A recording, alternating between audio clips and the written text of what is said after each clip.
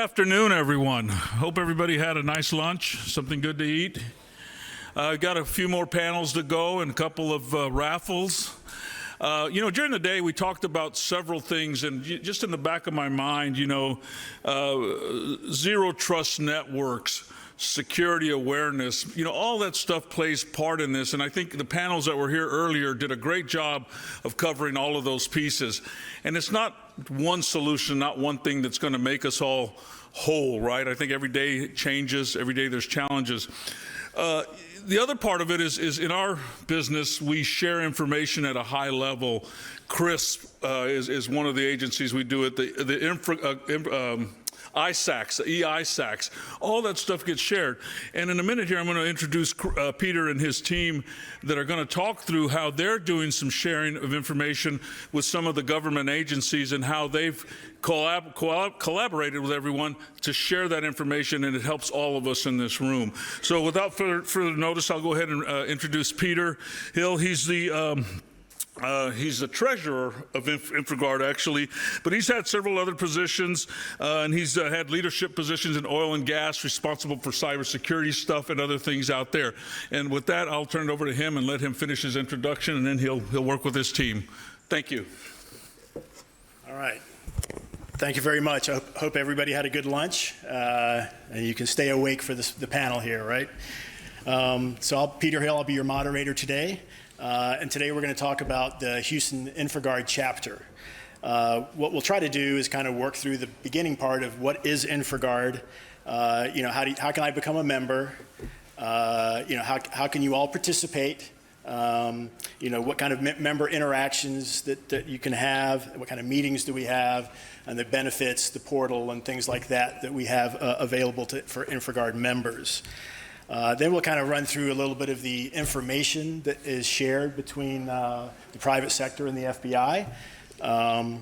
And then, of course, we're always encouraging you guys to ask questions. It always makes it more fun when there's an audience interaction.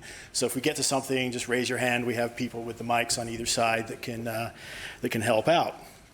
So again, I'm Peter Hill. I've been a board member of InfraGuard for about 10 years. I'm the current treasurer. And I've been on the board for about 5 years now.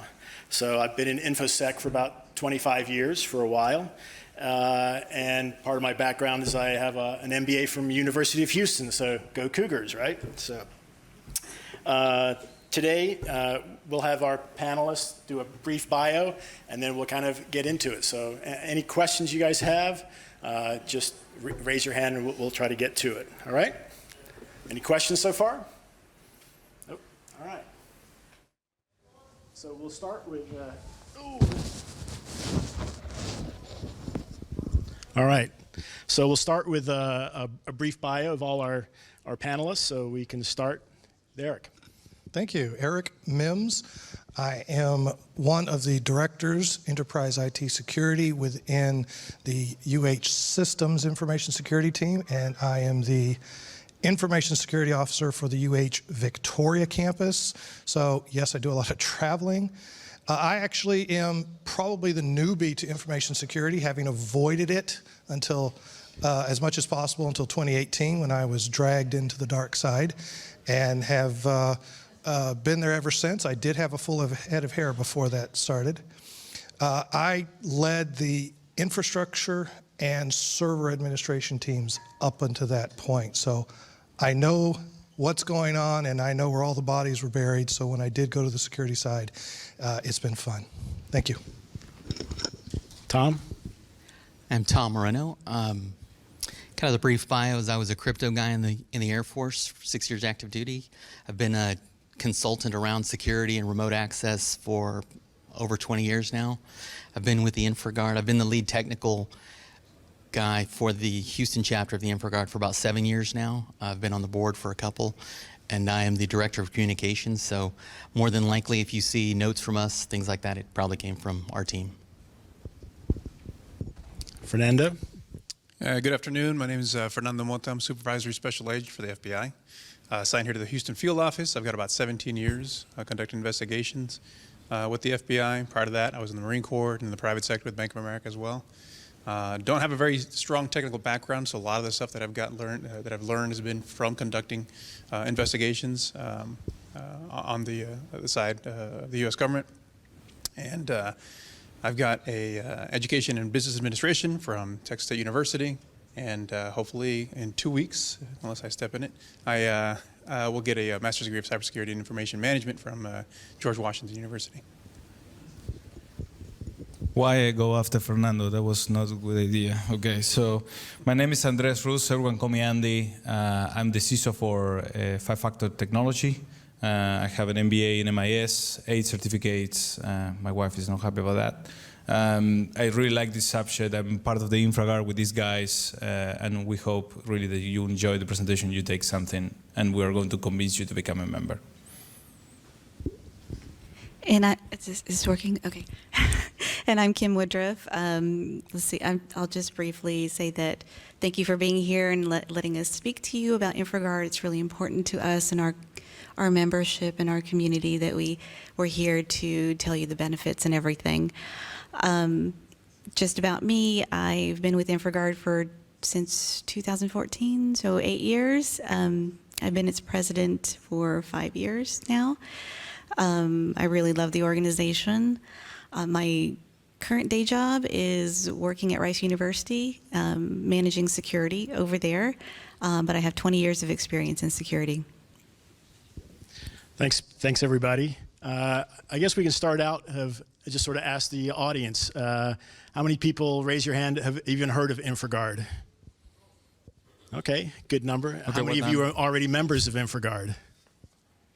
All right, we need to change all that, right? So, great. So a little bit of awareness there. So what I wanted to do is kind of start off with kind of the basics about what InfraGard is. So Kim, who's our current president, why don't you tell us, what is InfraGard?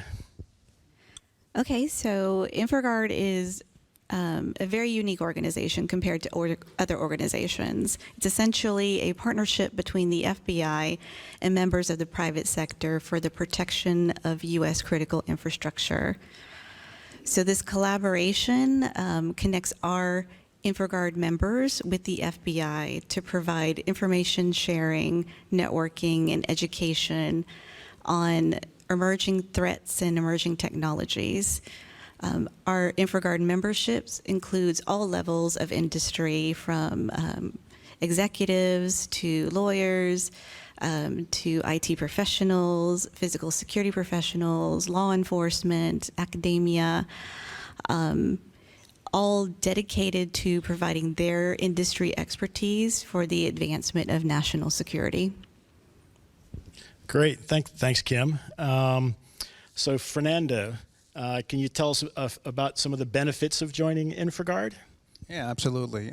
So yeah, like Kim was saying, many of the benefits, obviously, of joining InfraGard is being able to have that direct interaction with the FBI and with other government agencies. And part of being, members of the security field, you've already got access to many different organizations, the ISACs, for example, that you're getting information from. This would probably be an enhancement into already your network that you've got established. And what you're going to be able to get out of that is having that direct point of contact with the FBI if your organization ever is faced with some sort of an incident, versus having to find out, okay, what do I go to?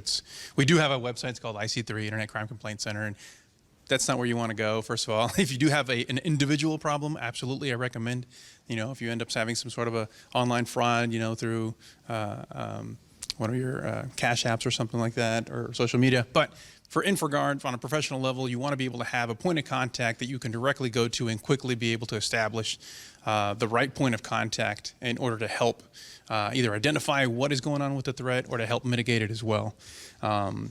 For example, we've got access to a lot of agency threat advisories, intelligence bulletins, analytical reports, and vulnerability assessments that you'll only get through InfraGard. You've got a members-only portal that's going to give you access to share critical infrastructure protection information and be able to share that with peers. In addition to that, we also have several InfraGuard conferences and national and regional events that you'll be invited to in order to make additional contacts throughout the industry. Great. All right, thank you. And one of the big perks of being a member is there's a members-only portal where there's a lot of information locally, nationally, that you can go to for part of the information sharing. And we'll get into that a little bit later. So Eric is on our board, and he's on the Ethics and Governance board member. So Eric, can you tell us how you can join InfraGuard? Absolutely. And first of all, do start with www.infragard.org, because everything that I'm telling you, you can actually go there and review it and see, oh, okay, here are the steps that we need to do. And that's where you can go to apply. And yeah, you do have to apply for this. Some requirements: you need to be a U.S. citizen, naturalized or born. You got to be 18. And by the way, I'm following my Cliff Notes so that I can make sure, because there are a lot of things that we do ask of you. You've got to agree to some specific terms, such as the information sharing policy, which boils down to, unless you're told you can share it, don't. And you got to understand that we do have code of ethics that we're going to ask you to agree to and to follow. We need you to follow that code of ethics, because this is a valuable tool, and we need you to use it properly. We also need you to submit to a background check, and that's a pretty extensive background check that will be done. All the details, though, start with InfraGard.org, where you can fill out that form and start applying for your membership. Great, thanks. So basically, if someone wanted to become a member, they just go to the website and submit an application. Is that how it works? That is correct. All right, great. Thanks. Tom, he's our board member for communications. Can you talk a little bit about the critical infrastructure that we keep talking about? Sure. So basically, when you think about the organization and the charter, it's around, as it says, protecting U.S. assets and critical infrastructure. Generally speaking, historically, when you look at the definition of critical infrastructure, it almost always revolved around the oil and gas ecosystem, right? So that'd be energy grids, it'd be pipelines, it'd be port authority, railways, however you transport that oil. So it typically revolved around all of that. But over time, what we've seen is a lot of that has evolved. And so now critical infrastructure really encompasses, everything from public venues to literally the people at different companies. If you look at our cross-sector councils, they're called CSCs for short, we've got about 16 of those, which cover every one of those areas. And like I said, it covers everything from rail and ports to public venues. So all of those have specialized information around that. Each of those areas, you can go to the portal like we talked about earlier to get that specialized info. But those are the areas that we talk about being critical infrastructure. Great, thanks. And speaking of cross-sector councils, Andy, can you give us, Andy, who's our board member for our membership, so any questions about membership, you can talk to Andy. So Andy, could you give us a few words about what is the cross-sector councils? Yes, but first I would like to ask, how many of you participate in a ISAO or ISAC type of information sharing? Okay, very little, very little. Okay, so if you imagine those groups that right now you are sitting down with certain frequency and you are sharing information that's industry related to where you guys work for, that's very beneficial. But as Fernando was saying, is when you are part of the cross-sector council, is what we do in those groups is we identify in what vertical you are working and disseminate information that is specific for that vertical. And of course, we have a leg with the FBI information that they send us that is related to that sector. So when you go to these ISAO conversations, a lot of time you're getting the best practice from your peers, right? So you have a friend of yours that maybe give you an advice on best practices about how to solve different situations. The CSCs are very similar to that, but in this case, you also will receive information that is specific from your sector that is coming from the FBI. And a very important case with the CSC, in Houston, we have a lot of different models, right? Sometimes we have a small CSC where you will do like a much more collaboration type of approach, where you will have a session with your peers, and it will be more like a conversation. But you will have another CSC, maybe the technology CSC, which is I think it's the biggest one, oil and gases. Oil and gases. So they will have more presentation type, when you will invite someone to do a presentation type. So those two are how normally we will manage the CSC. And I'm going to read the list because there are many. I don't want to forget any one of them. So these are all the CSC that you can be part today. So if any of these are in your industry that you work, this is where you will actually get actionable information for you to act on. So banking and financial services. I see a couple guys from that sector, I think. Jeremy, Owen. Brian, College Station, Coastal Bend, the Defense Industrial Base, Education, Mary. Healthcare, we have a couple of here. Legal, how are you? Then we have I'm going to say this horrible, maritime domain? Maritime. That's a difficult word for me. Oil and gas and chemical, power and utilities, Mel. Public venues, Mel, I don't know if you're public venues too, because of this. Southeast Texas Technology, telecommunications, which is the best because I'm the leader of that one, and then transportation. So what happens sometimes is we will meet, for example, in the telecommunications sector, we meet and we have people from technology or from oil and gas because they want to hear the subject that we're presenting. So that's also a good alternative. And you will see that the members from each of these individual CSC, they will also collaborate with others because that's the whole intention. Another important thing, and I know because I have been talking with some of you about this, if you have a lot of expertise in this area, this is a way that you can give back. You know, a lot of people can benefit from your experience. You know, we hear a lot of people, Pierluigi, who has a lot of experience in some of this field, that can add back a lot of value, and people need to hear all those things. And that's a way to give back through the CSC to the people that they participate. Great, Andy, thanks. So kind of, if you think about InfraGard from a membership point of view, we typically have general meetings for the entire membership. These will be, I think, once a quarter now, and we're just starting to go in person. So we used to be all virtual. Now we're starting to go back in person. Then you have our cross-sector councils, which meet individually on specific topics, you know, oil and gas, energy, technology, things like that.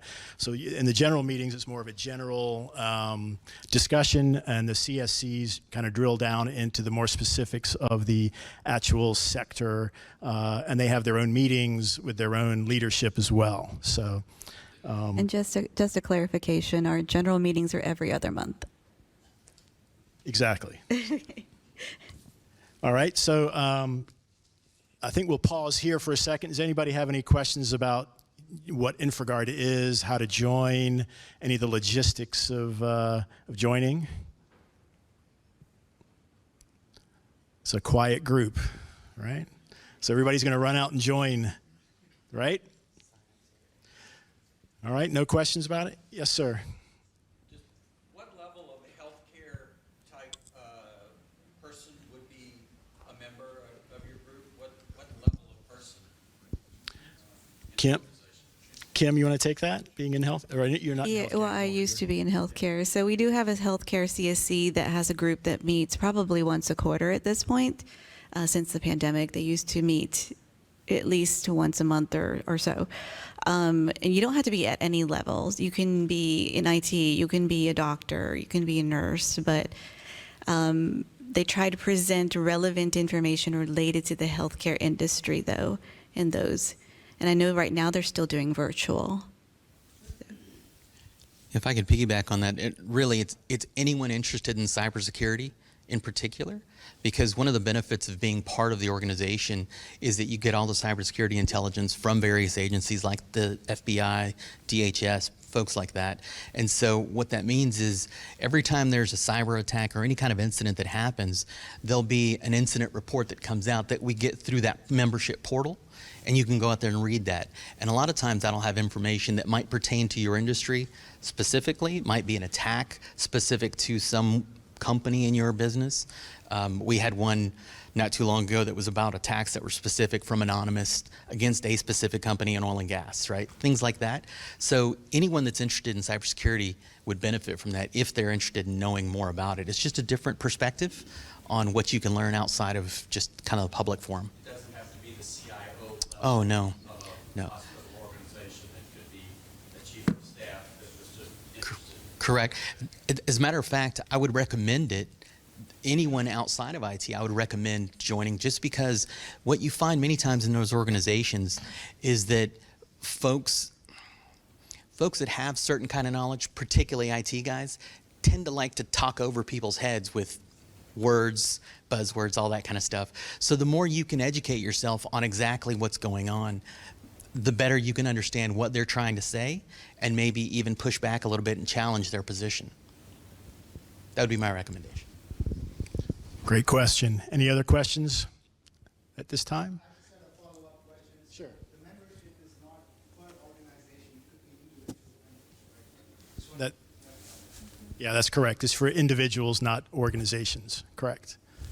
Any other questions? All the way in the back? Can you join more than one sector? Sure.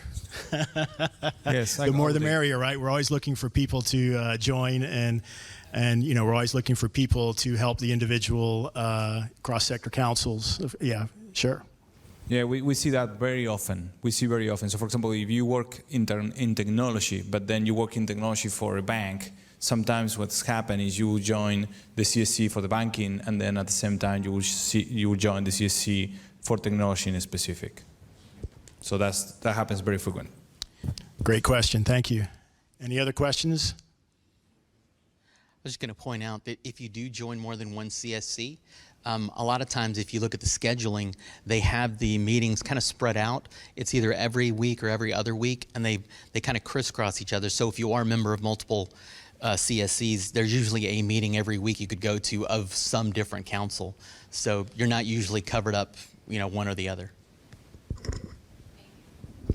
Great. Thanks. Any other questions? There's a question there. In the back?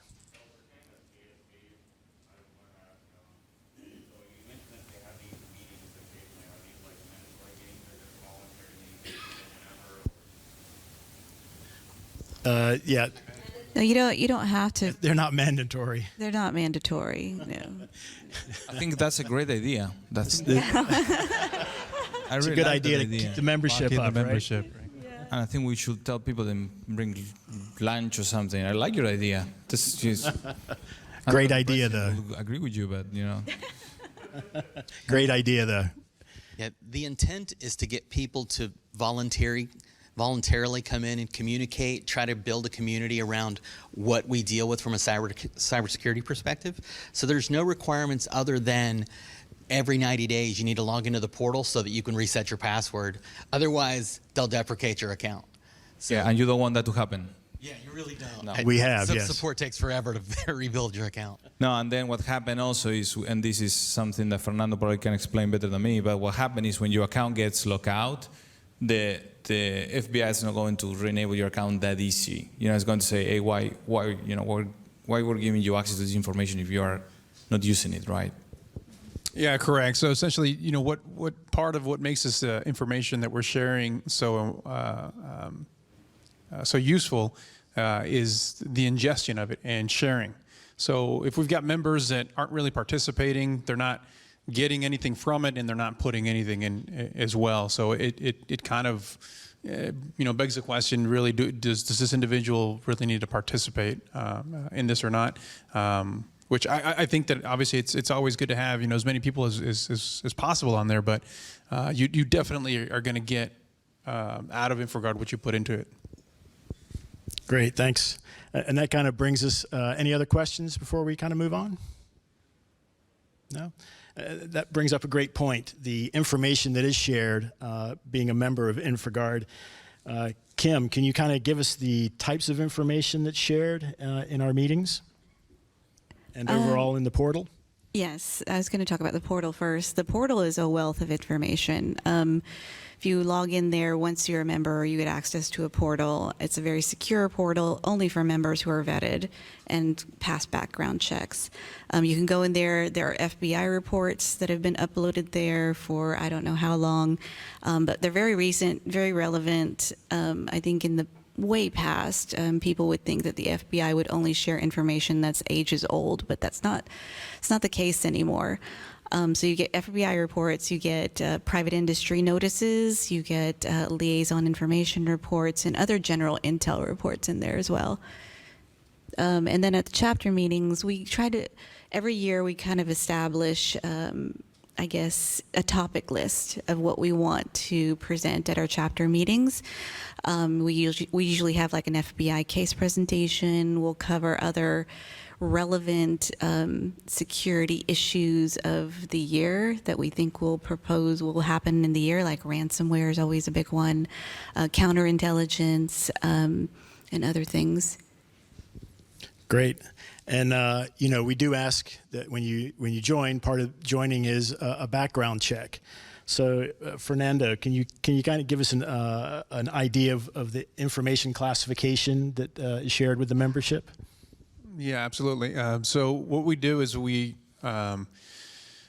as you all know, the U.S. government is very well known for having access to classified information, right? So you've got unclassified, secret, and top secret. Different classifications mean it's going to be much more restrictive to the audience that are able to ingest that information.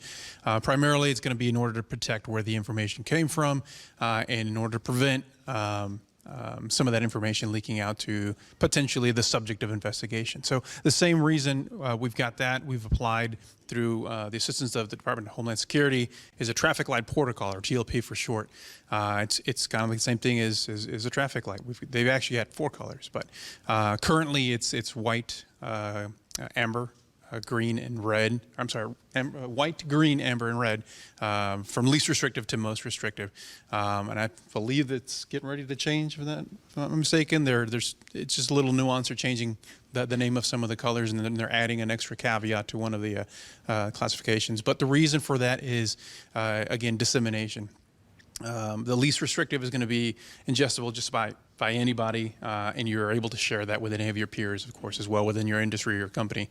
As it moves up with the traffic light protocol, we do ask that you restrict that information to individuals that only have either access or have need to know, because it might be single source nature information that we get.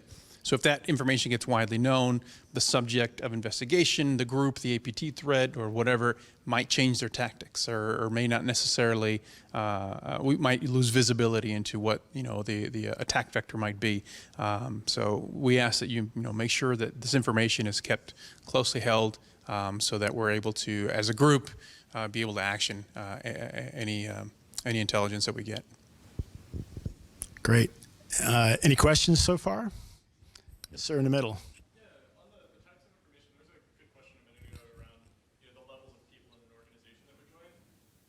And I think that kind of changes, like, what types of information are we talking? Is it more like, if somebody's a doctor and they need maybe just cybersecurity hygiene training, that might be different from like really technical indicators of compromise. Is it going to be tailored differently to different people's experience, or are there just a lot of resources that are available for varying levels? Yeah, great questions. Panelists, who wants to take that? Yeah, I can help you there. So as far as the information goes, when you go to the portal, there's a way to filter, search for specific things. But a lot of it, there's so much information, it's just coming in. So you have to find a way to kind of ingest that info in the way that you need it. And a lot of that's going to be dictated by what your role is in the organization.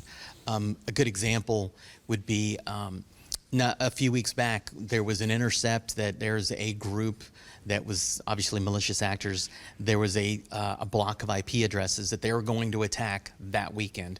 We got the pin like on a Thursday. We know the attack's coming this weekend because they're rounding up to do it. And we're able to go communicate that with CISOs and IT directors that potentially might have IPs in those blocks, right? And you say, hey, take a look at these IPs. There's an attack coming. And fortunately, at least the ones I talked to, they didn't have anything in those, so it ultimately didn't matter to them, but at least they knew that attack wasn't coming, right? Exactly. Does that answer your question? Yeah, so it sounds like it's more of like a database that you need to come in and search, and it's going to be relevant. Exactly. Yeah, it's not really specific to, you can go into the portal and there it's going to have a lot of general information. And then from there, you kind of can drill down to what's specific to you in either healthcare, oil and gas, banking, or whatever. So, yeah, I mean, and these, Eric, you want to talk about PINs, our notifications? Well, I want Kim? to go back to a little bit and help. Hopefully, Fernando has some help on that. But like the white and the green is probably more widely distributed to all the membership, but like yellow maybe or amber maybe just to a specific organization, and then red is to a specific person, right? Right. So many times what happens is that we do have sometimes information that is classified secret or even top secret within the federal government that we have to share with a private sector partner. We have the capabilities of being able to bring up that individual and have a one-day clearance, one-day read-in in order to express to them, the importance of this information that we have. And the purpose is going to be, of course, to stop or mitigate whatever threat that it is that we've got. And this happens. This is not a movie, okay? So this is, just to be clear, what Fernando is saying actually happened not long ago with oil and gas and in the situation there. So these things happen, and that's why it's important that you select one of the chapters, the cross-sector council where you are a member, because in that way you can receive some of that information that will not be classified as white and green, and you will see from other methods. So. Yeah, and the types of information sharing you get can vary from logging into the portal, and then you can get emails as to, sort of industry notification emails as well with a lot of that information in. So you can kind of, ingest as much as you want or not, so you can choose. Then you kind of have to go and filter out, like we said before, kind of what's specific to your industry in particular. All right, any other questions? Do you want to add anything? Well, that's the advantage of the cross-sector councils is you're going to find people and, hey, does this apply to us? Or they're going to be saying, hey, this came through, this applies to us. And that can be really helpful when you're deciding there's this huge mass of stuff to look for when you've got colleagues who have already looked at it and said, hey, this one's important and this one, we don't think this is going to affect us as much. We need to focus here. Yeah, exactly. So, our general meetings we typically have will be about general informations. Sometimes we have a lot of case studies from the FBI on a declassified case where they kind of run through, what the information was and how that whole case evolved. Then you get to the cross-sector councils, and it's more zeroes in on that kind of information that's specific to each industry. So if you're in oil and gas, like a lot of people here are in Houston, the meetings are more specific about, pipelines, oil and gas related information. So there you kind of zero in a little bit more on the industry sector. Got a question at the top somewhere, I think? Yep. Yes, sir? Can you elaborate on how InfoGuard gathers the information? Are you aligned with Shields Up and Homeland Securities and some of the other organizations? Yeah, so these different entities, they share a lot of time the information, and if you're part of LinkedIn, you will see that sometimes CISA will share the same information or an investigation on how they share the information with FBI. InfraGard has that information, but they also have a specific information that they produce for the InfraGard. I cannot tell you how the FBI gets that information. Probably Fernando doesn't want to talk about that either. But I think that the important thing is that information, when they have it, is available for you to be able to protect your organization and your peers. So privacy is obviously a very important aspect of the way that we do business. Most of the information that we get from our investigations is going to come from some sort of a source, right? Whether it's a human source or a technical source. We've got to be able to protect that information, otherwise that source of information is going to be compromised. And of course, all of the issues and problems that go along with that. But we also strive in order to do that, to protect it, because the more that we're careful about how we handle that information and where it comes from, the easier it's going to be, and the more comfortable folks will feel with providing that information. And again, the more information that we're able to have and ingest that we can share with the different critical infrastructure groups, the better. through reporting that we'd have, it's like it's been already mentioned, the private industry notifications, or PINs is what we call them, or flashes. Some of this information is obtained either from our DoD partners or going to be private sector partners, and we'll be able to share that information as quickly as possible and as broadly as possible to this particular sector or the membership base in order to provide, identification or highlight that threat, or if it is something more technical, like an indicator of compromise, hash value, for example, or something. This is what you need to be on the lookout for. Then we'll do that as well. But again, yeah, it all comes back down to us maintaining closely held, where the information is coming from, due to various sensitivities and liabilities. Great. Any other questions in the middle there?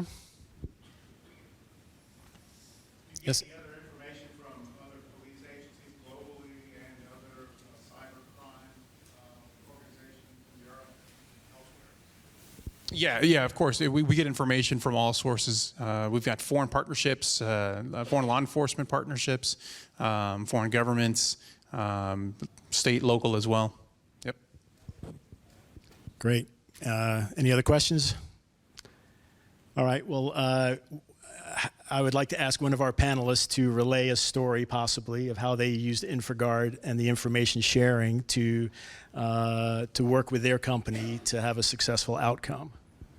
Okay, so Volunteers? I have something for this. And we have been talking about information sharing, and this is, for example, one of, I know that you guys will not be able to see it, but this is one of the FBI investigations by their cyber division.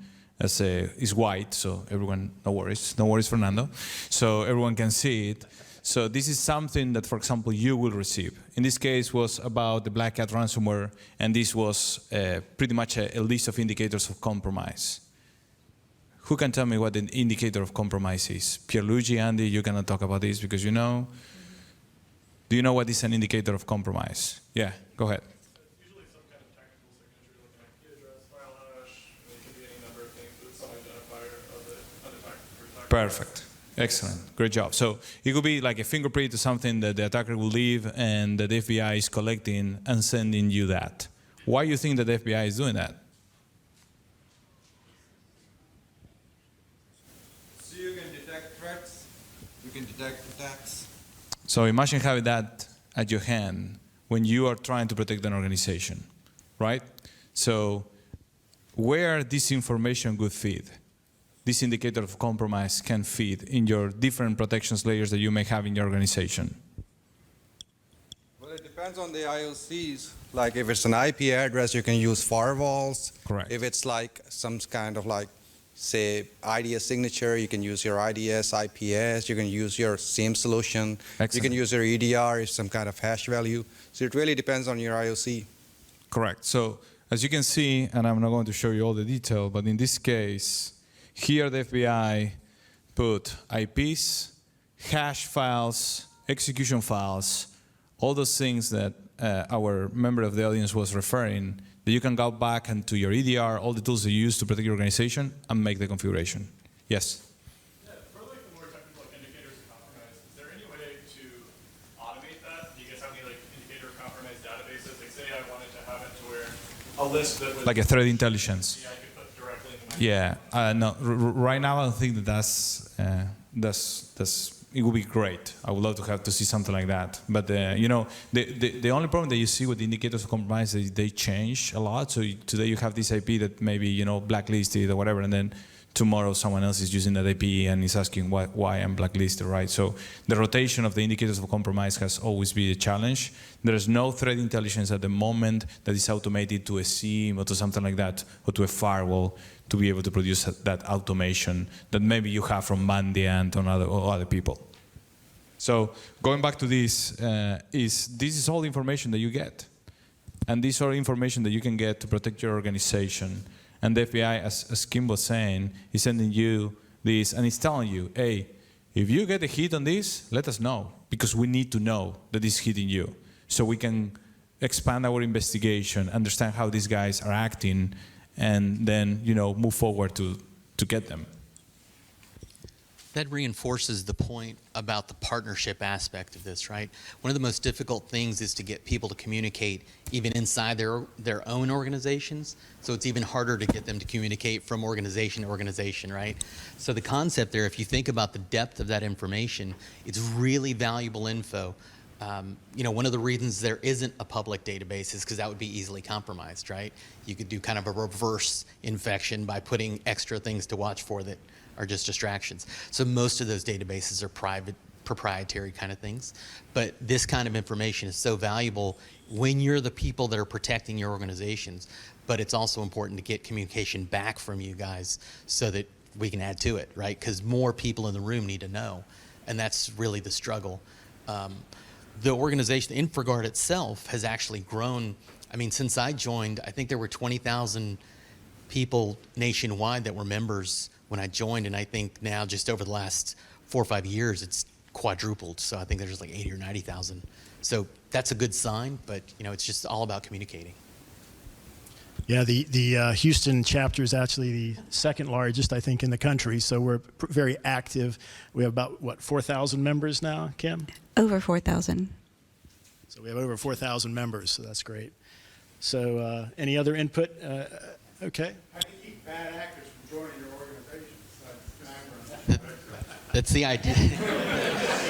That's what the, Yeah, he's taking notes. that's what the the application process involves, a pretty extensive background check for all members, and then we have an invite-only members meetings for all our when we get together and talk about information. And then when information is shared at the meetings, it's classified, so you can tell if it's white, green, yellow, and we don't typically go red. So so does that answer your question? We also have an ethics program for afterwards. So. Right. Thank you. We have Eric here for the ethics. Yes. So. And if none of that works, the nanobots that you had in the vaccine are going to get you. If you see your phone screen doing weird things, don't worry about it. It's so good. All right, we had a question over here. Yes, sir? Kind of piggyback on that, like how do y'all control dissemination of amber or red sensitive data? How do you ensure it's not improperly disseminated to people? Because obviously you want to share this information for those that need to take action, right? But how do you control who it gets to and how it's disseminated? Good question. Any panelist? You got it. Go for it. So at the end of the day, the concept of either amber or red, that information by its nature is not disseminated to the general public, even general members, right? It's on a more of a need to know basis. So the people that need to know that information, that's why he mentioned we might have a single person on a one-day read-in where they would share that information because it's specifically pertaining to you or your organization. What prevents that person from sharing that externally?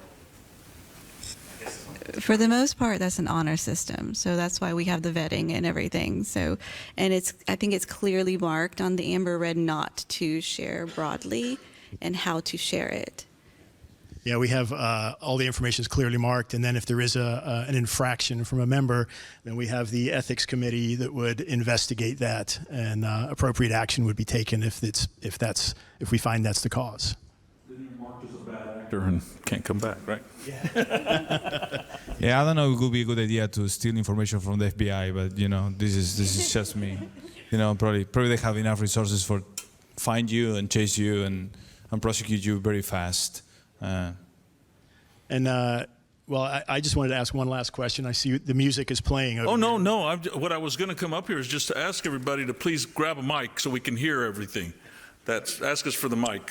These guys, they wanted to get off easy. Oh, we're only going to be 45 minutes. Thank you. Keep them going. Yeah. We're good. Go ahead, right here, sir. Yeah, so basically, my question is... We can hear them. So it's great to hear that your organization is growing fast nationwide.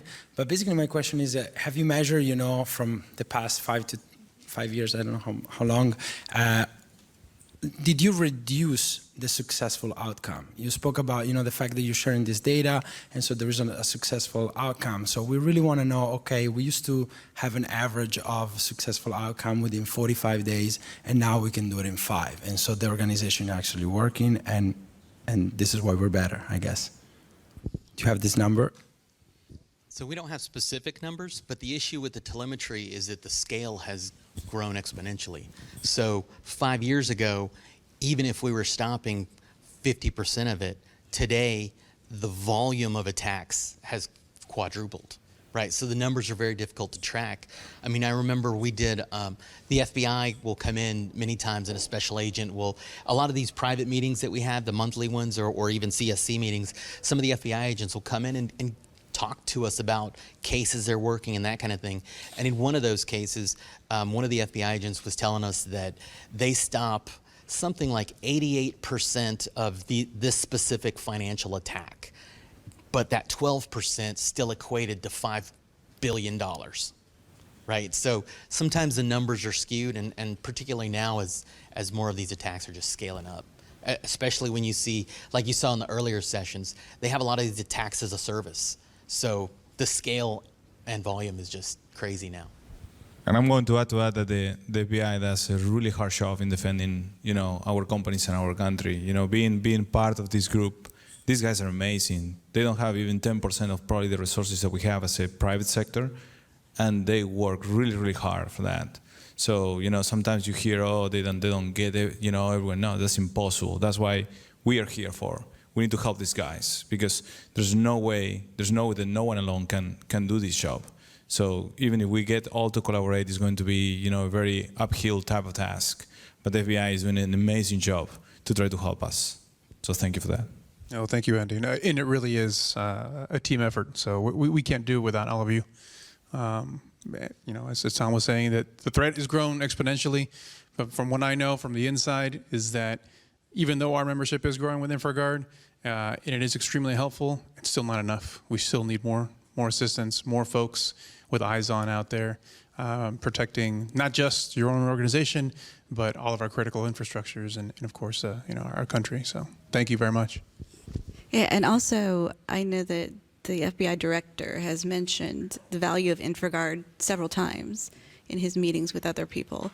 So, and it's more than just cybersecurity. It's counterintelligence. It's counterterrorism.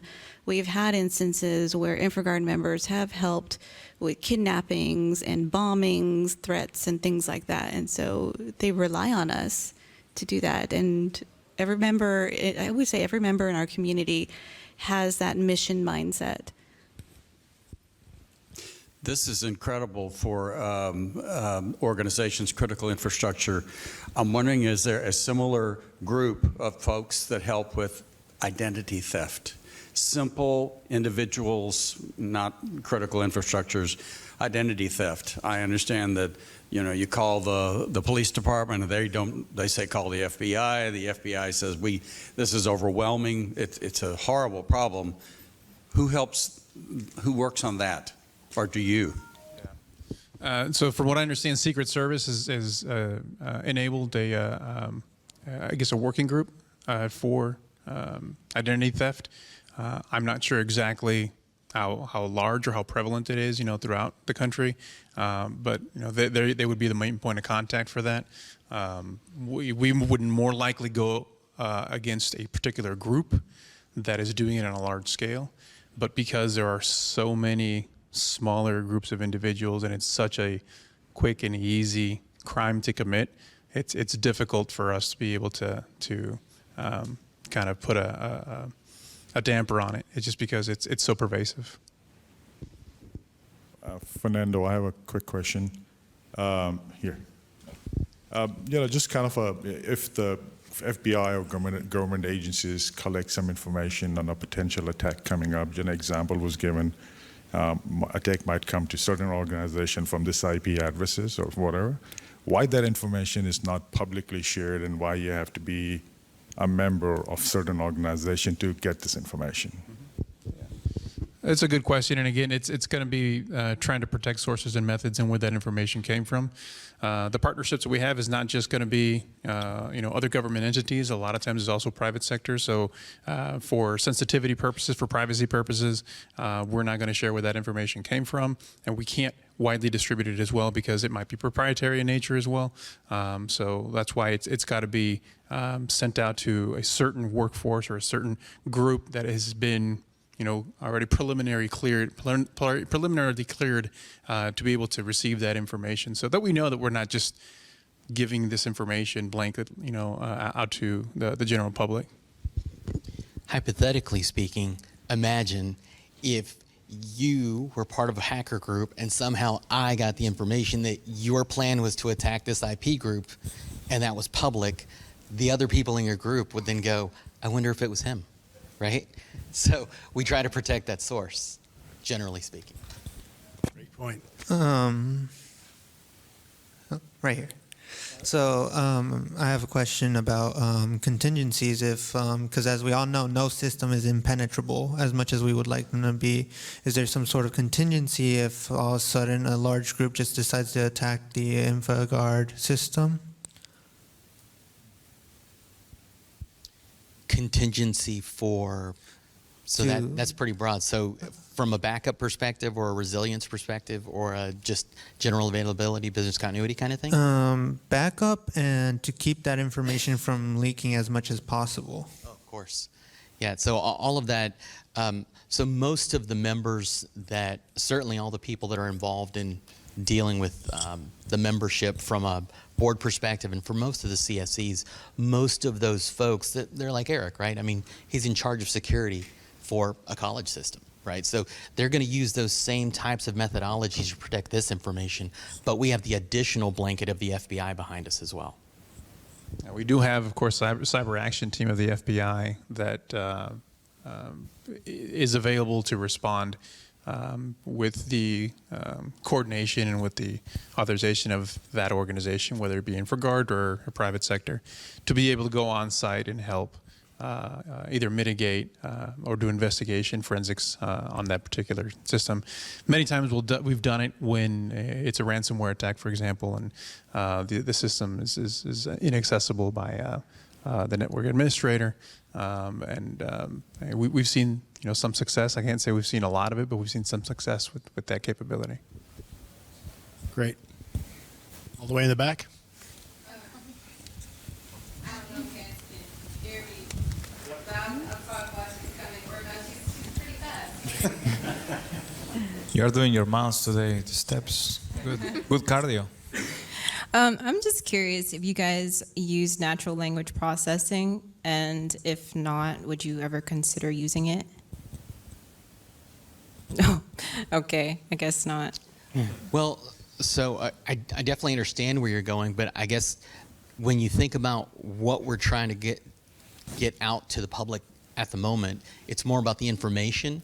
Mm-hmm. So natural language processing is going to help you in maybe mining that data or how you get through that data, how you consume it.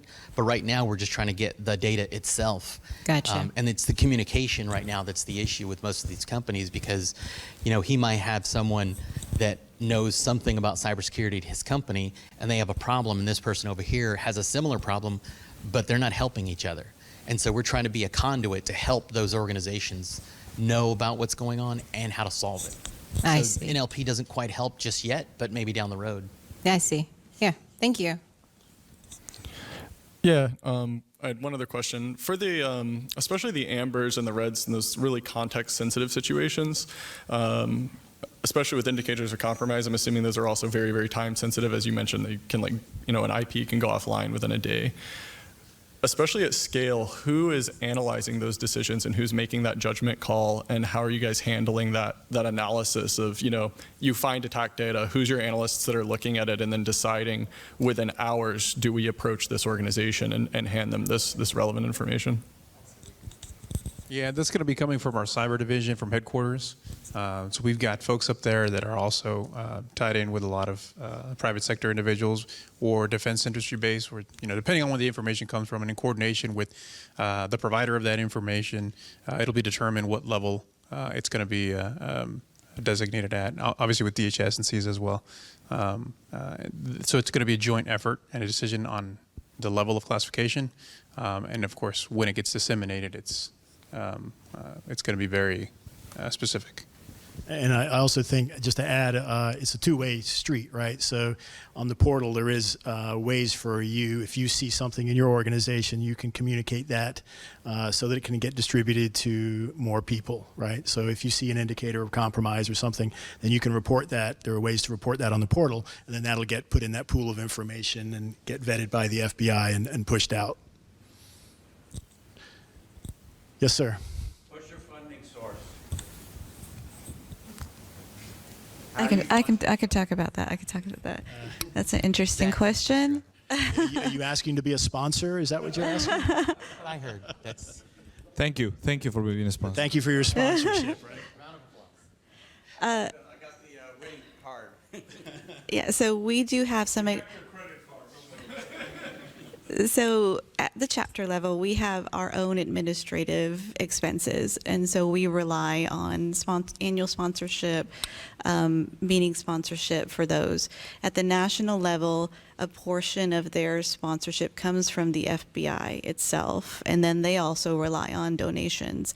And then I guess I can use the opportunity to tell about the Patriots program, which is a program you can sign up for. They send it, depending on what level you sign up for, you get a what do you call it, a challenge coin or some other items, depending on how much you contribute, and then part of that contribution comes to our chapter as well. But that's a really nice way of contributing and recognizing your support. As a matter of fact, we just got approved to have an Amazon link that we're going to start publicizing so that if people want to help, they could add that to their Smile campaign on Amazon, and we get donations from that kind of thing. But it's all a volunteer organization, and it's all donation-based. Yeah, we are a nonprofit organization. So, we solicit and take donations and sponsorships. And then we also get, like you say, funding from, as Kim was saying, national a little bit. If you become a member, it is free. So there is no, cost for that either. So, and I am the treasurer, so I can tell you all the details, right? So it's not that we go to Cancun, all of us, with our families, with that money. We use actually for these type of events. We have, swag and those type of things, and for the members, yes. Great. Other questions? We're running to the end of our session here, so a couple more questions. I would say something important is, it's very important for you guys that you're here to come shake hands with Fernando and exchange cards.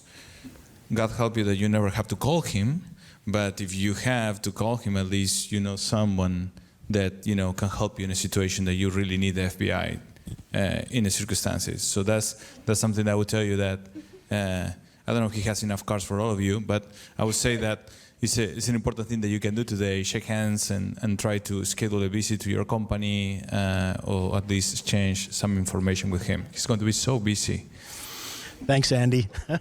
Thank you very much. Appreciate it. So seriously, so in our membership, if they had a problem, how would they sort of approach the FBI to get some resolution or get some help? So if you're a member of InfraGard, obviously you're going to have contact with myself or other members, our InfraGard coordinators assigned to the Houston field office. You also have, of course, the panel of officers up here that you can reach out to. They've got our phone numbers, our direct numbers, email addresses, et cetera. And through events like this, obviously you will also get an opportunity to meet, the FBI agents that are assigned to the Houston field office. And be able to exchange, kind of like what Andy was saying, the contact information in the event something were to happen, or even if you just had a question about, something that looks maybe suspicious. That same adage still applies, right? If you see something, say something, and it's okay to just bounce this off of somebody that you've already met, just to make sure that what you have witnessed or experienced is legitimate, or is just a non-issue. And I think just to add to that a little bit, you also have to remember the scale at which the information they get is tremendous. So if you have a small incident, don't expect, the FBI field agents to come out to your company and help you, right? It's they get so many tips, so many pieces of information that, you know, it has to be kind of distilled down and the high priority has to take place, right? Yeah, that's correct. And I'll even say this, even if you don't become a member of InfraGard, it's easy. Just Google our phone number, FBI Houston, and you're going to get routed to a call center in order to submit a complaint, whether it's individual or whether it's based off of your company or industry, and somebody will get back in touch with you as soon as we can. Great. Other questions? Yes, sir. Yeah, so it's my understanding that like the ransomware landscape is a bit of like whack-a-mole right now as far as like name changes and things like that. I think of like the Colonial Pipeline, got hit by, I believe it was called DarkSide, and they said they were folding afterwards and became Black Matter, I believe it was called. And they were able to identify that by the advanced encryption technique that they were using. I was wondering if y'all had any other instances that InfraGard has used those IOCs to kind of determine those kind of connections. I mean, based on the information that we receive from our partners, you know, that's part of the IOCs. If you're really, you know, looking to get technical with, you know, any type of cyber threats, that information that we do receive specifically is going to be hopefully in order to identify where it's coming from. Attribution is extremely difficult, as you all know, if you're in the industry, especially with a lot of these advanced persistent threat groups. Some of the criminal groups might be a little bit easier because they're kind of one-offs, even if they do change names, but that information is definitely helpful. And we provide it obviously through our membership base in order for them to be able to check any type of logs or anything to see if in the past, you know, maybe you've had some sort of a password spray or you've had some sort of an incident that your systems have been able to capture it, and they're able to share that information back with us.